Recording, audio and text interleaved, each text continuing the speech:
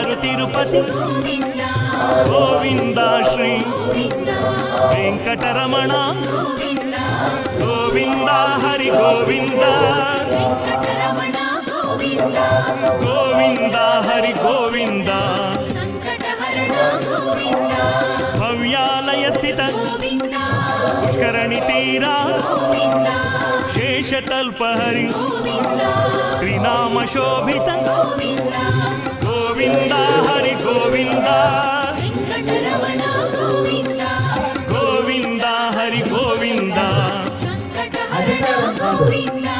ప్రకృతి ధామ అలంకార మూర్తి తులసిహార ప్రియ వయస్సే ప్రధానం.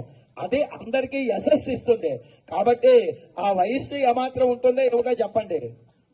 వయస్సు చెప్పితే ఆయుక్షీణం అన్నారు. ఎక్కడి నుంచి వచ్చారో తెలియదు కానీ మా వయస్సు ఒకటా రెండా యుగ యుగాలుగా తరతరాలుగా స్వామి నిత్య యవ్వన స్వరూపం మా స్వామి.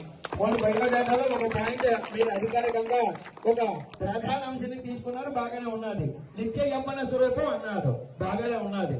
అయితే మేము అడుగుతున్నాం, అదే రెండో రెండో రెండో రెండో పాయింట్ కూడా పెట్టారు కదా, రెండో అంశం కూడా ప్రధానంగా తీసుకోవాలి. ఏవైనా అందరిలో సౌందర్యంలో మిన్నింటి వాడైనా, మా ఇంటిని గెలిచినటువంటి వాడైనా ఒక్క మాట చెప్పండి. అయ్యో, సౌందర్యానికి మన స్వామికి మించినటువంటి వారు ఎవరైనా ఉన్నారండి? మా స్వామికి మించినటువంటి సౌందర్యం ఎలాంటిది?